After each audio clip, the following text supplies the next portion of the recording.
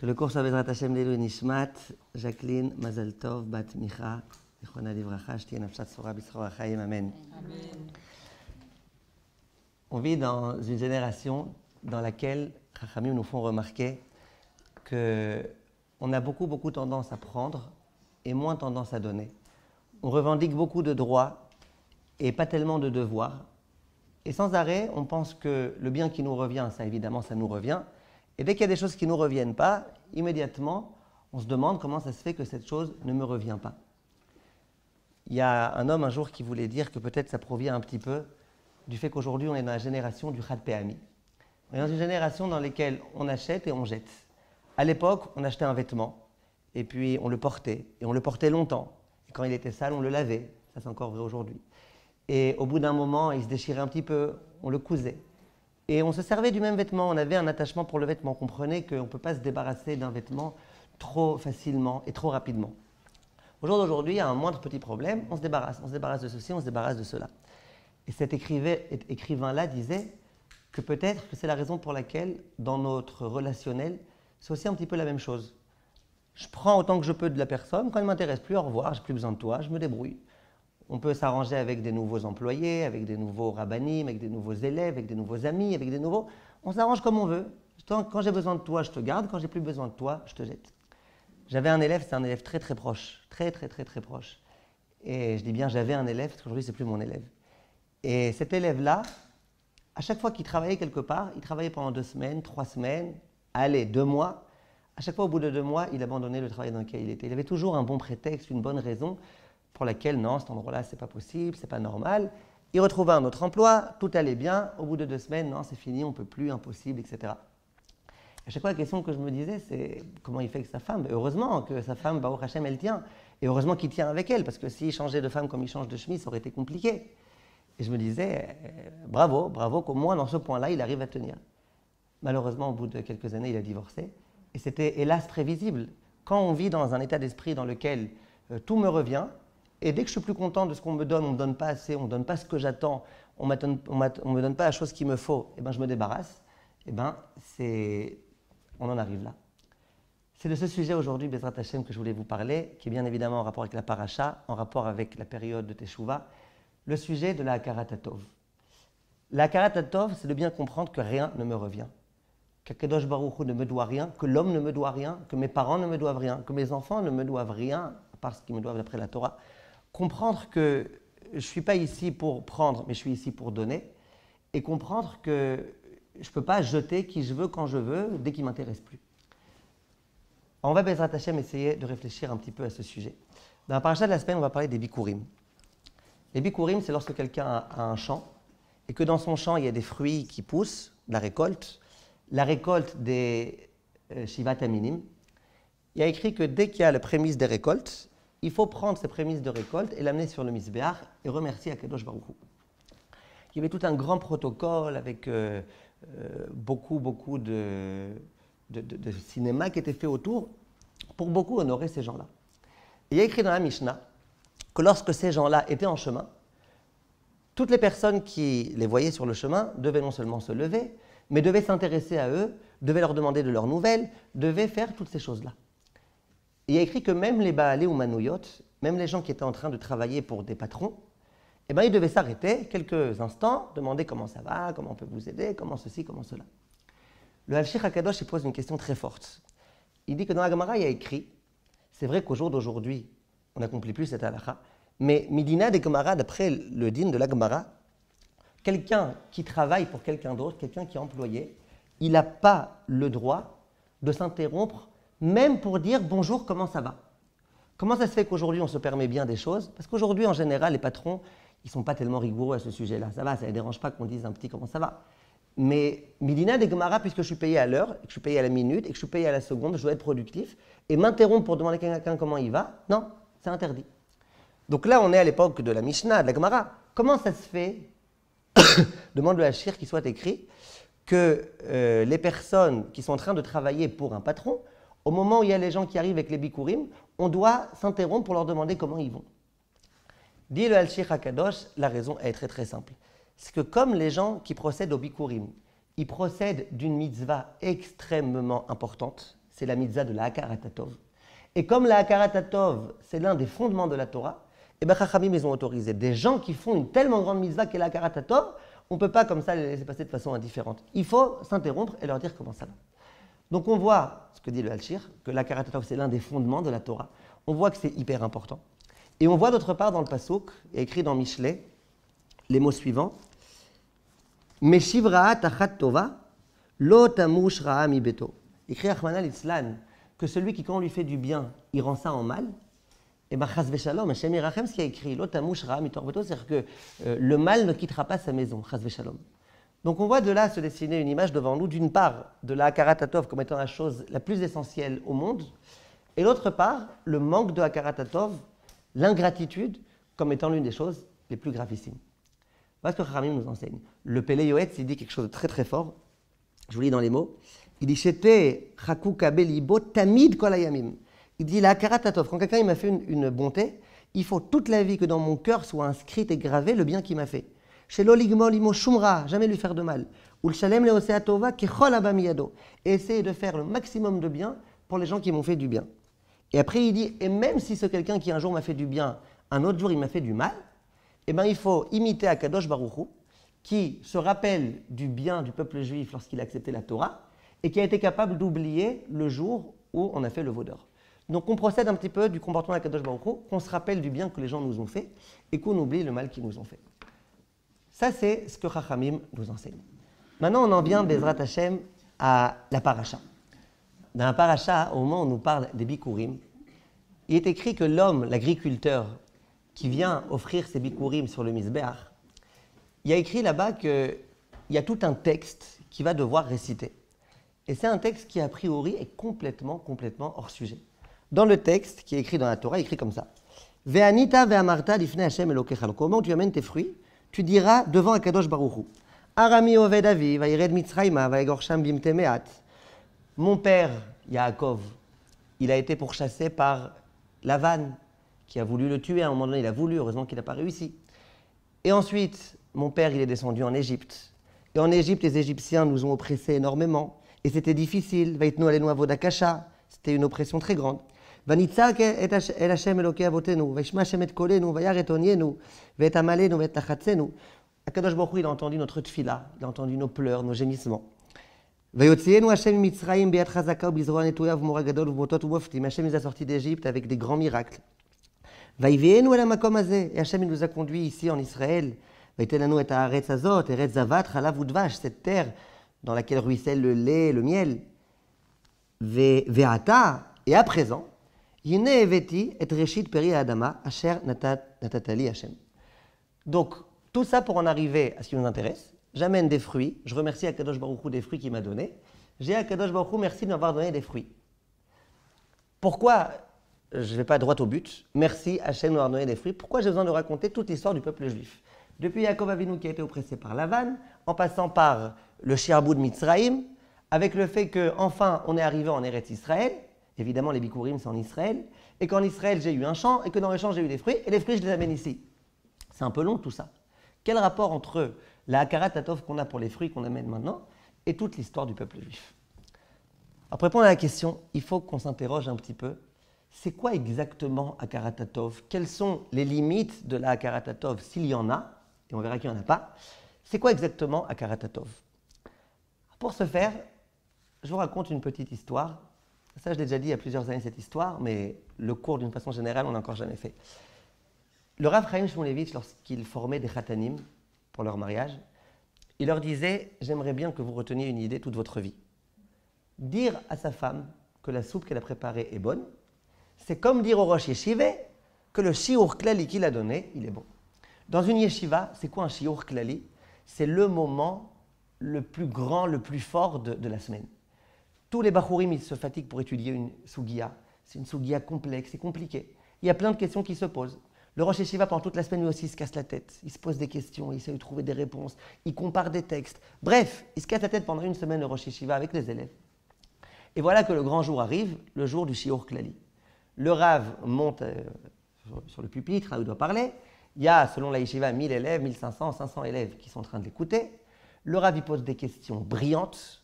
Les élèves ils essayent de répondre, c'est jamais assez bien pour le Rosh Yeshiva. Le Rosh Yeshiva, finalement, selon sa Géonout, il donne une réponse qui répond à toutes les questions ensemble. Magnifique, fantastique, fabuleux. Ça, c'est le Shiur Klali. Dit le Rav Shmulevitch, sachez une chose, messieurs, c'est que dire à sa femme que la soupe est bonne, ça lui fait autant plaisir et c'est aussi important que de dire au Rosh Yeshiva à la fin de son Shiur Klali, Shkoyach, ton Shiur était très bien. Pourquoi? Dit le Rav, vous comprenez bien pourquoi un Rav qui a préparé un Shiur Klali, il faut lui dire Kol HaKavod. Vous imaginez bien, pas tout le monde est capable de faire une chose pareille. C'était de l'investissement. Il dit, la femme, c'est pareil. Quand elle t'a préparé une soupe, tu sais tout ce qui est contenu dans la soupe. Tu sais toutes les pensées qui sont contenues. Elle s'est demandé d'abord qu'est-ce qu'il y a aujourd'hui au frigo, qu'est-ce qu'il n'y a pas. Qu'est-ce que mon mari aime, qu'est-ce qu'il n'aime pas. C'est quand la dernière fois qu'on a déjà mangé une soupe. Est-ce qu'aujourd'hui il fait assez chaud, assez froid pour manger une soupe? Et qu'est-ce qu'il va me dire mon mari? Et après elle va descendre au supermarché pour aller acheter un peu d'ingrédients qu'il faut pour faire la soupe. C'est un shiur klali, la soupe de madame. Eh bien, vas-y, dis à ta femme que sa soupe, elle est bonne. Et ça, c'est de la hakarat hatov. Une fois, je me rappelle, je m'amusais à dire à mes élèves féminines, je leur disais, il faut que vous sachiez une chose, c'est que de dire à un rave que son shiur était bien, c'est comme dire à une femme que sa soupe était bonne. Ça, elles comprennent, les femmes. Mais en tout cas, et à la fin de ces cours, en général, les femmes viennent toutes me voir et était très bien votre cours, merci beaucoup. D'accord? Toda rabba. Je m'y attendais pas. En tout cas, ce que je veux vous dire, c'est qu'on voit ici, c'est quoi hakarat hatov? Si tu pensais que hakarat hatov, c'était se concentrer sur l'aspect ponctuel, il y a une soupe, elle est bonne, merci de t'être fatigué. Non, ça c'est rien. La hakarat hatov, c'est de réfléchir à tous les tenants et les aboutissants, à toutes les composantes qui ont permis finalement d'accéder à cette soupe. Hakarat hatov, c'est de ne pas avoir un regard fragmentaire sur la chose qui m'est présentée, d'avoir un regard beaucoup plus global, de tenir compte de tout. Ça, c'est hakarat hatov. Maintenant, jusqu'où la hakarat hatov peut aller, ça on avait déjà fait un cours une fois, on avait donné plein d'exemples de la Gemara, de machin. Là, on ne va pas trop s'étendre sur jusqu'où la hakarat hatov peut aller, mais juste quelques exemples malgré tout de la paracha et quelques petites histoires. Dans la paracha qu'on a lu cette semaine, paracha de Ki Tetse, la Torah elle nous dit, vous savez, il y a 2 nations qui ont été complètement écartées du peuple juif et qui ne pourront plus jamais retrouver le peuple juif. Un goy qui veut se convertir, la Briout. Mais il y a 2 nations desquelles on n'accepte personne. C'est qui? Ammon et Moab. Et la Torah elle dit pourquoi Ammon et Moab on les refuse? La Torah elle dit explicitement pour 2 raisons. Première raison, lorsque les Bénis Israël sont sortis d'Égypte et qu'ils sont passés dans votre territoire, au lieu de sortir à leur rencontre pour leur proposer à manger et à boire, non, vous leur avez rien proposé du tout. Deuxièmement, vous avez en plus, Moab, convoqué Bilam pour venir maudire ce peuple. Donc vous avez fait 2 actes qui sont impardonnables. Et même 100 ans après cette histoire-là, on n'acceptera jamais un converti de Ammon et de Moab. De même le Ramban, mais a priori des gens qui ont fait des lourdeurs, il y en a eu beaucoup. Les Édomim aussi, ils ont fait du mal. Les Égyptiens aussi, ils ont fait du mal. Pourtant les Égyptiens, au bout de quelques générations, on les accepte. Pourquoi on en veut tellement à Ammon et à Moab? Les Égyptiens, ils n'ont pas été tellement plus gentils que ça. Ils nous ont fait souffrir énormément. Dit le Ramban, c'est parce que ces 2 frères-là, ces 2 zigotos, Ammon et Moab, ils ont eu un comportement impardonnable complètement. Pourquoi? Parce qu'ils ont manqué à leur devoir de gratitude. Pourquoi? Lorsque, lors de la guerre des 5 rois contre les 4 rois, Lot, le père de Ammon et Moab, a été captif, à ce moment-là, qui est-ce qui s'est démené, qui a mis sa vie en danger pour son bien? C'était Avraham Avinu, le père des Béné Israël. Et lorsqu'il y a eu toute la tourmente là-bas à Sodome, qui est-ce qui a été là pour sauver Lot? C'était Avraham Avinu. Donc, leur grand-père ou arrière-grand-père ou arrière-arrière-grand-père, qui était Lot, il a été sauvé par l'arrière-arrière-arrière-grand-père des Juifs, qui était Avraham Avinu. Et toi, comme ça, ses descendants, tu ne viens pas pour essayer de leur donner à manger et à boire. Et en plus, tu demandes à Bilam de venir les maudire. Un manque de hakarat hatov tellement grand, impardonnable. Les Égyptiens, on pardonne. On pardonne, ils ont fait du mal. À la rigueur, quelqu'un dit, moi j'aimerais devenir un juif, on l'accepte. On ne pense pas qu'à l'intérieur de lui, il y a des midotes mauvaises qui se trouvent. Mais quelqu'un qui provient d'un manque de hakarat hatov, c'est très grave. Bon, oui. Mais les Égyptiens, à un moment donné, ils n'avaient pas aussi manqué de hakarat hatov. Pharaon, il avait dit, je ne connais pas. Yosef, c'est vrai. C'est une bonne question, ça aussi, je me suis posée. C'est une bonne question. Asherlo Edet Yosef, c'est une bonne question, ça, le Ramban, il n'en parle pas. Moi aussi, je me suis posé cette question. En tout cas, mais là aussi, Ah, qu'il n'y a que Paro. Ah, peut-être. Ah, c'est bien ce que vous dites. Il a fait très bonne réponse. C'est parce que Paro, il n'a pas la Karatatov qu'on va dire que c'est très joli. Je n'avais pas pensé à ça. En tout cas, donc qu'est-ce qu'on voit de là? Si on réfléchit bien, c'est pas que les Bnei Israël ont fait du bien aux Bnei Ammon et Moab et qu'eux, ils ne leur ont pas rendu. On est déjà à une échelle bien plus lointaine. C'est les grands-parents qui aux grands-parents.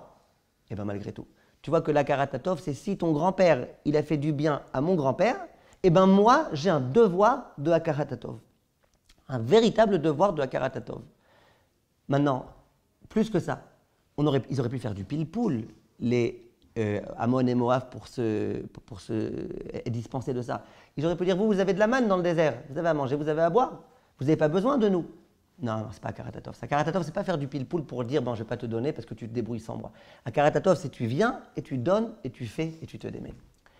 Le Chafetz Chaim, par exemple, on raconte à son propos, c'est le Rav Neiman qui raconte. Le Rav Neiman, c'est un Rav qui a écrit un livre qui s'appelle Derke Moussa, un très joli livre. Le Rav Neiman, il raconte, il dit qu'à chaque fois qu'il allait à Radin, le Chafetz Chaim, il se préoccupait personnellement de lui, de faire en sorte qu'il ait où être hébergé. Et il dit, le Rav Neiman, pourquoi le Chafetz Chaim, il tenait tellement absolument à s'occuper de moi? Il dit, parce que le Chafetz Chaim lui-même, quand il venait à Varsha pour éditer ses Sfarim, eh ben, qui est-ce qu'il accueillait? C'était le grand-père de mon épouse. Comme ça, le Rav Neiman, il dit. Le Rav Grozovski, c'était le grand-père de son épouse.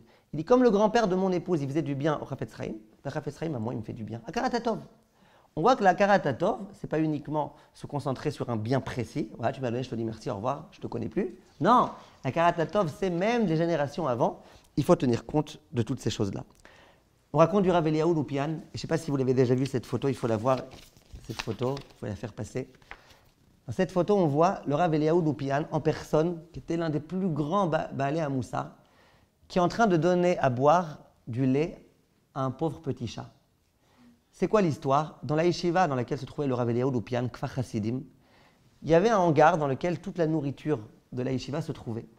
Et à un moment donné, il y a des rongeurs qui ont commencé à se servir de la nourriture. Les gens de la yeshiva se sont dit, bon, il n'y a pas de problème, il y a des rongeurs, on va amener un chat.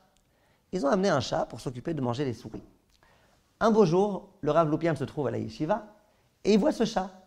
Et il voit que c'est un chat qui à chaque fois revient ici, etc. Ici, c'est le Gilgoul de qui, lui? Qu'est-ce qu'il fait là, à la yeshiva? Il a demandé, c'est qui ce chat? Ils lui ont dit, ben voilà, il y a eu un problème dans le hangar, donc on a fait venir un chat. Alors le Rav immédiatement, il dit, et vous lui donnez à manger à ce chat? Il dit, ben non, lui il mange des souris. Alors le Rav il dit, bon d'accord, et les jours où il n'y a pas de souris, qu'est-ce qu'il fait? Il dit, ah, ça on n'a pas pensé. Le Rav dit, immédiatement, on va chercher du lait, et le Rav lui-même a pris du lait, il l'a mis, là, comme vous voyez dans la photo, dans un petit bol. Le Rav lui-même s'est baissé pour donner à boire au chat. Il a dit, dorénavant, je vous demande tous les jours, dès que vous voyez que le chat a faim ou quoi, vous devez lui donner à manger. À Karatatov pour un chat, j'ai profité de ce chat. Profitez. Ben, j'ai profité, il faut lui donner. Donc on voit d'ici combien la Karatatov, elle est sans fin. Parce que si mes grands-parents, c'est plus que ça, s'il y a les grands-parents d'un chat qui ont fait du bien à mes grands-parents, eh ben moi je dois être maintenant à Karatatov vis-à-vis des petits-enfants du chat. On voit combien, jusqu'où ça peut aller, et j'aimerais vous raconter une histoire très très belle. Le Rav Shach, Zecher Tzadik Vekadosh Livracha, un jour il devait aller rendre visite, il devait aller à une levaya. Quelqu'un était mort, il devait aller à la levaya. Son petit-fils, au Rav Shach, le Rav Berger, il était avec le Rav, il dit, écoute papy, tu es déjà très âgé, tu n'as pas la force d'aller jusqu'à là-bas, je vais appeler quelqu'un qui vienne te chercher en voiture. Le Rav Shach, il dit, non, on va aller à pied. Le petit-fils, il s'entête, il dit, papy, c'est compliqué, tu es fatigué, tu es vieux, tu es âgé, en plus c'est un petit peu loin, c'est un bon bout de chemin. Je vais appeler quelqu'un, je te promets, les gens ils se feront un grand honneur de venir te prendre, Kvod Arav. Le Rav dit, non. Le petit-fils, il a vu qu'il n'y avait rien à faire.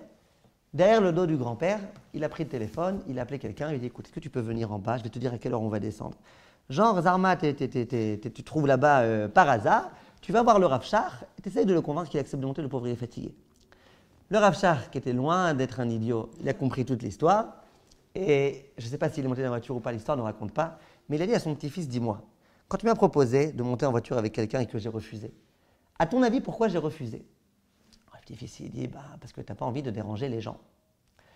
Alors le Rav Shach, il sourit et il dit, ouais, tu as raison, j'ai pas envie de déranger les gens. Mais pourquoi j'ai tellement peur de déranger les gens? Le petit-fils, il se tait, il ne répond pas. Le Rav Shach, il dit, je vais t'expliquer pourquoi. Parce que si quelqu'un me rend une tova de me prendre en voiture, qu'est-ce qui se passe? Je vais avoir à son égard de la karatatov. Et alors quoi? Et de la karatatov, là je vous lis dans les mots ce qu'il dit, c'est très très très fort. Il dit, le Rav, il dit, Mishum she'az eye chayav lakir lo tova, ve'alecha lada'at, shechovat akarat hatov כה רבה, עד שלעולם אין אדם יוצא בה ידי חובה. Il dit, c'est tellement, ça englobe tellement de choses dans la vie, la akarat hatov, que même si je fais tout ce que je peux, je vais à la bar mitzvah à ses enfants, je vois son mariage, je vais à machin, je vais à truc, mais on peut encore jamais être sûr de s'acquitter. Ben oui, s'il faut aussi que mes enfants et mes petits-enfants, mes petits-enfants rentrent, en a davar sof. Il n'y a plus de limite. Le Rav Shach, il dit, moi, avec plaisir de lui devoir de la karatatov, mais j'ai peur de ne pas être à la hauteur de la karatatov. Donc je préfère, le moins possible, rentrer à pied, il n'y a pas de problème. Le Rav Broida, il fait remarquer quelque chose. Il dit, comment on dit faire du chesed en hébreu? Gomel chesed, ligmol. Le Rav Broida, il prouve que ligmol, ça vient du terme payer. Ligmol, ça veut dire payer. Je paye quelque chose. C'est comme si j'avais un dû et que je le payais. Il dit, le Rav Broida, pourquoi? Il dit, eh bien c'est évident. Quand aujourd'hui je fais un chesed avec quelqu'un dans l'autobus, aujourd'hui, je lui paye rien, ça c'est un chesed chinam. Dit le Rav, ah bon? Qui te dit que son grand-père il n'a pas fait une tova à ton grand-père et que lui hier c'est pas lui qui a fait en sorte quand il a allumé le masgan dans le Beth Midrash que grâce à ça tu n'avais pas froid. C'est tellement grand et important la karatatov que finalement chacun de n'importe quelle personne du peuple juif tu étais redevable. Peut-être que l'un il a fait une belle bracha grâce à ça Hachem il a envoyé du shefa grâce à ça tu as reçu le shefa. Bref, c'est tellement important le devoir de la karatatov que ça englobe tout et qu'il n'y a plus aucune limite. Vient la Gemara dans Masechet Brachot et elle dit Oreach tov ma'u omer. Je suis invité chez quelqu'un. Ce quelqu'un, il a une famille nombreuse, il a préparé à manger pour tout le monde et entre autres, moi je suis invité. Qu'est-ce qu'un invité bien convenable doit dire? Dit la Gemara, un bon invité, vous savez ce qu'il dit? Il dit Kol ma de tarach ba'al habayit bishvili ou de tarach. Tout ce que le ba'al habayit s'est fatigué à préparer, c'est pour moi qu'il l'a fait. Dit la Gemara, et c'est quoi un mauvais invité? C'est celui qui dit, je crois que c'est fatigué pour moi, de toute façon, elle devait préparer à manger pour tous ses enfants, pour tous ses machins, ça va, une petite escalope de plus, c'est pas la fin du monde. Non, c'est pas pour moi qu'elle s'est fatiguée, non, voilà, je le dis, moi je veux être sincère, émette, vérité, non, elle s'est pas fatiguée pour moi. Voilà ce que la Gemara dit. Au passage, qui est-ce qui a raison? Les deux, ils ont raison. Si on réfléchit bien, je peux vous prouver que l'un a raison et que l'autre a raison. Comment je peux vous prouver que le Oreach tov, il a raison? Parce que si jamais, par exemple, elle n'avait pas toute sa famille, et que moi j'étais venu, j'avais tapé à la porte, j'avais dit j'ai faim, vous pouvez s'il vous plaît me donner une escalope, elle me l'aurait donnée. Donc elle ne s'est pas fatiguée pour moi que parce qu'elle s'est fatiguée pour tout le monde. Donc c'est vrai quand je dis qu'elle s'est fatiguée que pour moi. Mais l'autre aussi, il a raison. Quand l'autre il dit qu'elle ne s'est pas fatiguée que pour moi, mais c'est vrai, regarde la réalité, elle s'est fatiguée pour toute la famille, et moi entre autres, je suis l'un d'entre eux. Donc les deux ont raison. Alors pourquoi on dit que l'un c'est un bon et l'autre c'est un mauvais? Tout dépend du regard. Si ton regard, c'est un regard qui fait toujours du pile-poule pour prouver que non, tu n'as pas besoin d'avoir de la karatatov, tu es un mauvais. Tu es un mauvais, tu es un méchant, tu n'es pas un bonhomme. Si par contre, au contraire, ton esprit fait toujours du pile-poule pour voir comment je peux être redevable, comment je peux voir que la personne, elle s'est fatiguée pour moi, comment je peux avoir un regard positif sur la chose, tu es un homme bien, tu es un homme positif. Donc en fait, les deux sont vrais, mais l'homme de vérité, c'est l'homme qui essaye de comprendre pourquoi je suis redevable vis-à-vis de l'autre, pourquoi j'ai la mida de la karatatov. Le juif, c'est quelqu'un qui a de la karatatov. J'ai vu dans le livre du Rav Asher Weiss quelque chose de magnifique. Comment on dit un juif en hébreu? Yehudi. Le Midrash il dit qu'Akadosh Baruch Hu, il a tenu parmi toutes les 12 tribus que le peuple juif s'appelle le Yehudi. Pourquoi on ne l'appellerait pas le Réouveni ou le Shimaoni? Il y a des gens qui s'appellent Simoni, mais pourquoi on ne l'appellerait pas le Issachari? Je ne sais pas moi, tu peux trouver des noms. Yehudi, c'est Yehuda qui a eu le mérite. Dit le Rav Asher Weiss, vous savez pourquoi? Parce que Yehuda, comment il a mérité ce nom? Sa maman Léa, elle a dit Apaham Odé et Hachem. Je remercie Akadosh Baruch Hu de ce fils. Le fils Yehuda porte le nom de la reconnaissance de la maman.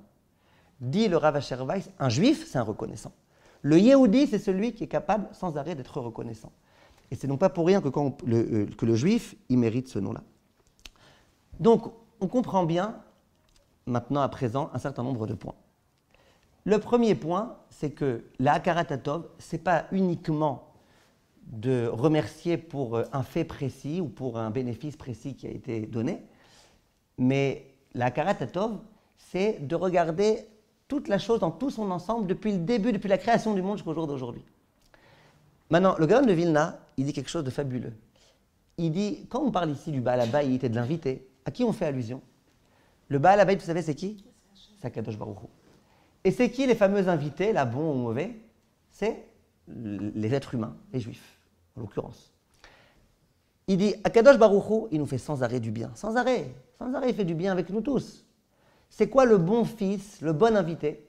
C'est celui qui est capable sans arrêt de dire merci à Akadosh Baruch Hu pour le bien que tu me fais. Je sais que tu le fais pour moi. Je sais que tout ce que tu m'as fait là pour moi et pour mes enfants et mes petits-enfants, c'était pas normal, c'était pas censé être là, tu n'étais pas obligé. Ça, c'est un bon invité. Le mauvais invité, c'est celui qui dit à Akadosh Baruch Hu, ouais, de toutes les façons, il fallait bien que tu fasses tomber de la pluie pour Ephraim Kanievski. Bah allez, au passage, tu me fais tomber de la pluie à moi. Ça va, c'est pas que pour moi. Si moi j'avais été que là par Ephraim Kanievski, je ne sais pas si j'aurais été encore vivant. Ça, c'est un mauvais invité. Maintenant, on peut comprendre, Be'ezrat Hashem, B'siyata d'Ishmaya, l'histoire des Bikurim. Dans les Bikurim, on a posé la question, pourquoi le juif vient et il a besoin de raconter toute l'histoire du peuple juif? Alors, Rav Ezrahi, en Shiva la Terre Israël, il dit une idée très intéressante.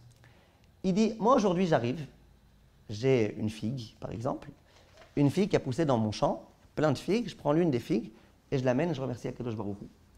C'est ce qui se passe. A priori, moi j'aurais dit, bah, écoute, tu remercies Hachem de t'avoir donné des figues. C'est déjà pas mal, non? Il y en a qui même ça ne remercient pas. Tu remercies Hachem de t'avoir donné des figues. Et puis voilà. Bien, le Rav Ezrahi, il dit, attends. Si jamais au moment où Lavan avait voulu descendre Yaakov, il avait réussi, toi tu aurais été là avec ta figue, ni toi ni ta figue.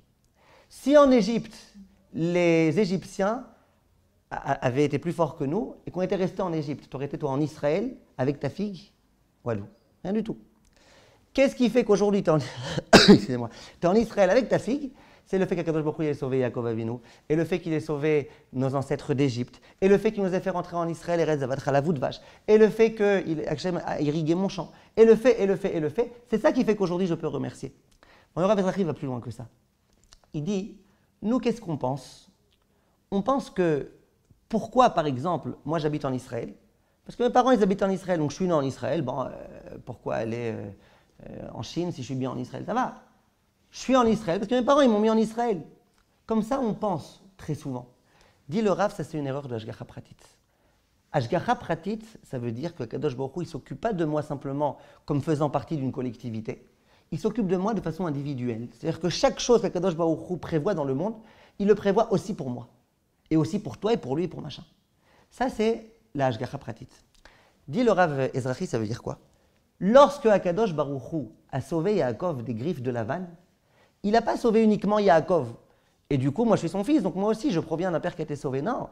Akadosh Baruch Hu, il a dit, ah, attends. Il y a Yaakov, de Yaakov, il y a toutes les générations qui doivent sortir. Entre autres, il y a Rivka et Léa et compagnie qui vont devoir se trouver telle année ici. Allez, je sauve Yaakov. C'est ça, Hashgacha Pratit. Akadosh Baruch Hu, il a sauvé Yaakov en tenant compte de toutes les générations qui allaient venir ensuite. Et lorsqu'on était en Égypte et qu'Akadosh Baruch Hu a sauvé nos ancêtres du fardeau égyptien, ce n'est pas uniquement pour les beaux yeux de nos ancêtres, c'est aussi pour nos beaux yeux à nous. Et la preuve, c'est que dans la Haggadah de Pessah, on dit, si jamais Akadosh Baruch Hu n'avait pas sauvé nos ancêtres, nous aurions encore été aujourd'hui, nous et nos enfants et tout le monde, asservis en Égypte. Qu'est-ce qu'on vient de dire là? On vient dire que pourquoi Akadosh Baruch Hu a sauvé nos ancêtres, c'était aussi parce qu'il avait tenu compte de toutes les générations, y compris la nôtre, y compris moi le petit. Et le minable, enfin je ne suis pas minable, parce que je suis le fils d'Akadosh Baruch Hu, mais quand j'ai tendance à me penser minable, je dois savoir qu'Akadosh Baruch Hu, c'est pour moi, entre autres, qu'il a sorti les Béné Israël d'Égypte. Ça, c'est ce qui s'appelle la Hashgacha Pratit. Quand maintenant je suis rentré en Israël, c'est pas Stam je suis rentré en Israël et puis j'ai fait pousser un figuier et puis il y a des figues qui ont poussé. Non, c'est que Akadosh Baruch Hu, quand il a fait rentrer les Béné Israël en Israël, eh ben, il avait prévu aussi à moi, il avait pensé aussi à ma figue et à mes fruits et à mes récoltes, et il avait pensé à tout ça. Quand Akadosh Baruch Hu a arrosé les champs, nous on a l'impression, il fallait bien qu'il y ait de la pluie, visiblement, à Rosh Hashanah dernier, les Juifs ont bien prié, il fallait qu'il y ait de la pluie, allez, il y a eu de la pluie sur mon champ aussi. Non, si Hachem décide qu'il y ait de la pluie, c'est que mon champ à moi aussi mérite d'être arrosé. Et la preuve, le Gemara dit dans la Sechet Ta'anit, que Akadosh Baruch Hu, il n'a aucun mal à décider que dans telle zone, tel champ soit arrosé et que tel champ ne soit pas arrosé. Et ça, on le voit très bien quand parfois en hiver, on voit que d'un côté de la fenêtre, il y a de la pluie, de l'autre côté, il n'y a pas de pluie. Quand il y a de la neige, ça se remarque encore plus. Donc, quand je viens remercier Akadosh Baruch Hu du fait que j'ai eu une figue en Eretz Israël et que Baruch Hashem, je ne suis pas asservi en Égypte, je dois remercier tout ce qu'Akadosh Baruch Hu a fait depuis la création du Klal Israël jusqu'au jour d'aujourd'hui. On raconte qu'un jour, il y a un juif, un touriste, il est venu en Israël, je ne sais pas si je l'ai déjà raconté, et il a vu un très joli figuier. C'était un Shabbat, un chiloni. Alors il a commencé à grimper sur le figuier. Et puis il était comme ça, tranquille, il a mis un peu de crème solaire et tout, il était en train de se kiffer. Pendant Shabbat, en plein Natania, là-bas, d'être sur un figuier. Et puis de temps en temps, comme ça, il cueille une petite figue et puis il la mange. Évidemment, sans bracha, sans vérifier, rien du tout. Il y a un religieux qui passe par là-bas.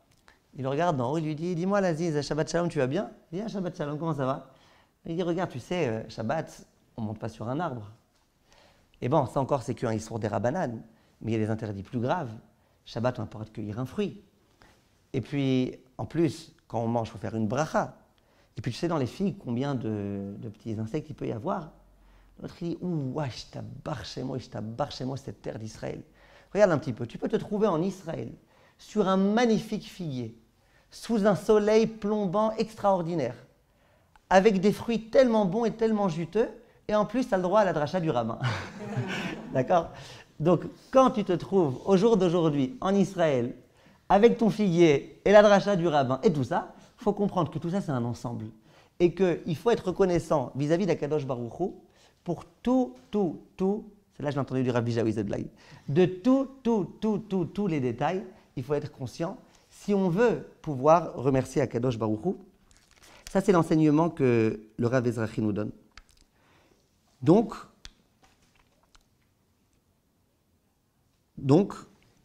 quand on vient remercier Akadosh Baruch Hu, on peut comprendre aussi pourquoi il écrit dans la suite de la paracha que ça mène vers la joie, ça. Qu'est-ce qui fait souvent qu'on n'est pas joyeux? C'est que sans arrêt, on a tellement d'attentes, et puis il y a tellement peu de gens qui sont au courant des attentes qu'ils sont censés me donner, et ça me fait beaucoup de peine, et puis ça m'attriste, et puis je me concentre dans moi-même, et puis finalement j'ai un problème.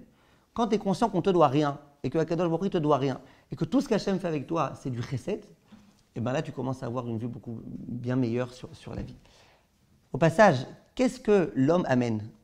Il n'y a pas écrit que c'est quelqu'un, il a eu beaucoup de richesses dans son champ, qui doit venir remercier. Il y a écrit dans la Mishnah que même un tout petit quelque chose, même si tu as eu 3 figues qui ont grandi dans ton arbre, tu dois amener une figue. Mais même si tu as eu beaucoup de figues, on ne te demande pas d'amener beaucoup. On amène une figue. Et cette figue-là, on l'amène avec beaucoup de joie et beaucoup d'enthousiasme, etc. Pourquoi? Si le remerciement c'était juste sur ma figue, tu n'as pas tellement de quoi te réjouir d'une petite figue de rien du tout. Mais non, là, la joie qu'on a au moment où on se rappelle de tout ça, c'est une joie surtout de l'histoire du peuple juif du début jusqu'à la fin, et d'être conscient que tout ça, Hachem l'a fait pour moi. Hachem, il a sorti les Bnei Israël d'Égypte pour moi. Hachem, il a fait tout ce qu'il a fait pour moi. Et ça, c'est censé, Be'ezrat Hachem, non seulement nous réjouir, et nous rappeler notre devoir vis-à-vis d'Akadosh Baruch Hu. J'en reviens à notre période que nous sommes en train de vivre, la période de Elul. Nous sommes en train d'essayer de faire Teshuvah, Be'ezrat Hachem. Faire Teshuvah, ça veut tout et rien dire. Teshuvah, littéralement, ça veut dire revenir vers. Quand au sein d'un couple, il y a des problèmes et des difficultés et des soucis, c'est quoi la meilleure façon de réussir à résoudre les problèmes? C'est de changer sa vision des choses. Si jusqu'à présent, tu étais certaine que ton mari doit faire ça et ça, et que c'est un dû, et que c'est normal, et que c'est obligatoire, et bien dès qu'il ne fait pas exactement ce à quoi tu t'attends, ça y est, c'est la fin des haricots. Si tu changes un tout petit peu ta perspective, et que tu te dis non, il ne me doit rien, la parnassa qu'il amène, d'accord, dans la Ketouba c'est écrit, mais il ne me doit pas autant. Et puis, si on change la vision des choses, on gagne énormément. Donc, quand il y a des couples qui viennent me voir, souvent ils viennent me voir, les fois où j'ai du temps de m'occuper de ces couples-là, je leur dis avant de venir me voir, je vous demande une chose. Ils me disent quoi? Je leur dis, je vous donne des devoirs. Quand vous viendrez, vous allez voir combien de devoirs je vais vous donner. Mais avant, je vous donne déjà, première condition pour que vous veniez, un devoir. Lequel? Je dis au mari, écris-moi sur une liste toutes les qualités de ta femme.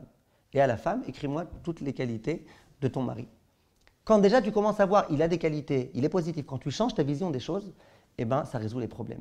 Vis-à-vis d'Akadosh Baruch Hu, si on veut pouvoir faire Teshuvah, eh ben, il faut prendre conscience combien Hachem nous aime, combien il nous donne, et combien on est redevable à son égard. Tout juif, toute juive, quelle que soit je ne vais pas dire la religion, là, comment on dit, la tendance dans laquelle on tend, on se réveille en prononçant un mot. Quel mot? Modé ou moda. Ouais, moda. Le juif, le premier mot qu'il dit, c'est modé. C'est pas pour rien qu'on se lève en disant comme premier mot modé. Le Rav Wolbe, il insiste sur ça. Il dit pourquoi le juif il se réveille en disant modé? Ben, le Rav Wolbe, il dit c'est très simple. Quand on veut parler d'être redevable dans la halakha, dans la Mishnah, dans la Gemara, on dit modé. Par exemple, il y a écrit là-bas, si Rivka me dit vous me devez 100 shekels et que je lui dis oui, je vous dois 100 shekels, comment on appelle ça dans la Mishnah? Ani modé. Je suis d'accord que je te dois, je reconnais. Donc tu vois que la reconnaissance, ça va avec le redevoir, le fait que je doive quelque chose à quelqu'un. Et c'est logique que ce soit comme ça. Pourquoi c'est logique? Quand quelqu'un me fait du bien, eh ben, je lui dois quelque chose.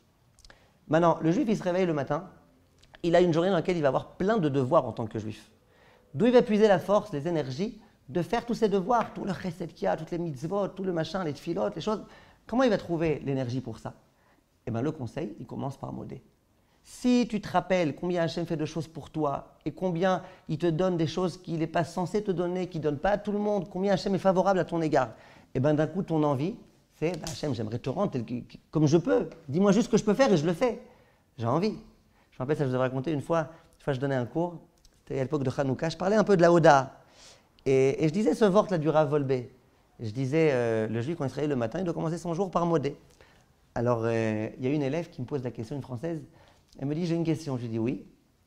Elle me dit, mais pourquoi, en ivrite, Pachout, pourquoi on dit moda ani? Pourquoi on ne dit pas ani moda? Ani moda lefanecha. Alors bon, j'ai commencé à réfléchir et d'un coup, j'ai eu un déclic. Et ça m'est resté dans mon esprit jusqu'au jour d'aujourd'hui. Je lui dis, vous n'avez rien compris à mon cours. Le juif, quand il se réveille, il ne faut pas qu'il commence la journée par ani. S'il commence la journée par ani, il est fichu. Il faut commencer la journée par modé. C'est ça l'essentiel. Donc, le juif, il commence sa journée par modé. Si je sais que je suis redevable vis-à-vis d'Akadosh Baruch Hu, c'est comme ça, Bezrat Hashem, que je pourrais faire beaucoup de choses dans ma vie. Un jour, il y a un juif qui s'est adressé à l'un des rabbanim de Chutz La'aretz. Il lui a envoyé une lettre.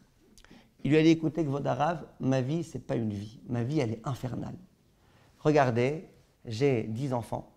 J'habite dans un 3 pièces. Je n'ai pas d'argent pour m'acheter plus grand qu'un 3 pièces. C'est infernal, on est tous comme ça, l'un sur l'autre, on étouffe, on n'en peut plus, c'est insupportable. Qu'est-ce qu'on fait? Alors, le Rav lui a répondu dans une lettre très jolie, et c'est très fort ce qu'il lui a répondu. Il lui a dit tout d'abord, l'Aziz, Mazal Tov, parce que si tu me dis que tu as des enfants, c'est que tu t'es marié. Psst, Mazal Tov, il y a des gens qui veulent se marier, qui n'ont pas réussi à trouver. Donc premièrement, Mazal Tov pour que tu sois marié. Deuxièmement, tu me dis que tu as 10 enfants, 10 Mazal Tov. Il y a des gens qui veulent avoir des enfants qui ne réussissent pas, ça leur prend du temps. 10 enfants, Mazal Tov, 10 fois Mazal Tov. Ensuite, tu me dis que tu as acheté une maison 3 pièces, Mazal Tov. Tu sais combien il y a de gens qui veulent acheter une maison 1 pièce et demie et qui n'arrivent pas, qui n'ont pas l'argent? Mazal Tov. Bref, il lui dit, ça c'est juste 3 Mazal Tov que je te donne, enfin 10, 12. Il dit, maintenant regarde, tu veux dire à Kadosh Baruch Hu qu'il te manque des choses et que ta vie elle est infernale, d'abord tu es obligé de commencer par ce que tu as. D'abord dis à Kadosh Baruch Hu, j'ai ça, merci. Une fois que tu as dit tout est merci, si tu veux commencer à réfléchir à ce qui te manque, là tu as le droit. Avant, tu n'as pas le droit. Et ce Rav-là, il a voulu donner un conseil très fort à cet élève-là. Il a voulu lui dire, si tu veux pouvoir bien vivre ta vie, il faut que tu te concentres toujours sur le bien que Kadosh Baruch Hu fait à ton égard. Et ça, je le dis parfois à mes élèves. Je le dis et je leur dis, je me le dis à moi aussi. Je dis quand parfois ça ne va pas très bien et tout, qu'on s'adresse à Kadosh Baruch Hu, qu'on lui dise d'abord tout ce qui va bien. Une fois qu'on aura dit pendant 10 minutes tout ce qui va bien, on pourra dire ce qui ne va pas bien. En général, on n'a plus envie de dire ce qui ne va pas bien. Je vous promets, ça marche. Une fois que tu as dit tout ce qui va bien, et ce qui n'est pas mouvan mais là, c'est pas du tout évident et c'est pas normal et tu as tellement de bienfaits. Après, on n'a même plus tellement envie de dire le mal. Bon, parfois, il y a quand même des petits soucis qu'on a ou des grands soucis. Mais souvent, on ne relativise pas à cause du fait qu'on se concentre que sur les problèmes. Le Chafetz Chaim, tu as juste fini l'histoire, le Chafetz Chaim, on raconte que quelquefois, il allait dans une pièce fermée et puis il parlait à Kadosh Baruch Hu. Il avait un discours dans lequel il disait à Kadosh Baruch Hu, toi, Kadosh Baruch Hu, tu as donné à Israël Meir, il fait allusion à lui, tu as donné beaucoup de choses. Tu as donné la santé, tu as donné beaucoup de choses, tu lui as donné la chokhma, tu as permis à Israël Meir d'écrire des sfarim, et que ces sfarim soient bien vendus, et qu'ils soient étudiés dans les Bate Midrashot. Hachem, tu as fait beaucoup de choses à l'égard de Israël Meir. Et puis il parlait comme ça, il parlait. Et à la fin, il disait, et toi, Israël Meir, qu'est-ce que tu donnes à Kadosh Baruch Hu? Et son cheshbon nefesh, c'était ça, c'était de dire, Hachem, il me donne gratuitement, il me donne sans condition. Mais moi, je suis à la hauteur. Moi, je rends à Kadosh Baruch Hu ce qu'il m'a donné. Et c'était ça son cheshbon nefesh, pour pouvoir accéder à une vraie teshuva, pour arranger notre relation avec Akadosh Baruch Hu, on ne peut pas le méconnaître. On ne peut pas méconnaître les bienfaits qu'il fait à notre égard. On s'écarte de lui au fur et à mesure. Pour ne pas s'écarter, il faut être conscient. Hachem, il se fatigue. Il attend une chose, c'est qu'on lui dise « J'ai remarqué, Hachem, l'effort que tu as fait pour moi. Merci. » Il attend que ça, Kadosh Baruch Hu Kaviachol. Qu'on lui dise un petit merci. Et même ce merci, là, on prend le verre d'eau, le truc vert, on dit Shakol en le jetant, machin. Même ce merci, parfois, on ne le donne pas. Pour arranger notre relation avec Kadosh Baruch Hu, et c'est ce qui est notre devoir à présent, avant de prendre des grandes choses, la chose la plus grande qu'on puisse prendre, à mon avis, c'est de travailler notre Hakarat Tov à l'égard d'Akadosh Baruch Hu, évidemment à l'égard des gens aussi, mais à l'égard d'Akadosh Baruch Hu, et comme ça sera beaucoup plus facile de se rapprocher de lui. Oui. Non, je voulais juste ajouter que quand il y a quelque chose qui ne va pas, même si on reconnaît les choses qui vont bien, il faut aussi demander à Hachem pour la chose qui ne va pas. Ça ne contredit pas. Oui, c'est sûr. Même si, c'est vrai que des fois on n'a plus envie du coup de dire ce qui ne va pas, mais je trouve que ce n'est pas forcément bien. Parce que quand on a quelque chose qui Vous avez raison. il faut en parler, il faut faire attention aussi à ça, Ah ouais. de parler de ce qui ne va pas. Vous avez raison. La Gemara, elle dit qu'il faut être modé à la havar, vemevakesh à la hatid. Vous avez raison. Si tu es que modé à la havar, ça ne marche pas. Vous avez raison. Ce que je veux dire juste, c'est que vous avez vu un peu l'autre, comment il était insolent. Ma vie, c'est plus une vie, machin, c'est insupportable. Alors, le Rabbi essaie de le remettre en place.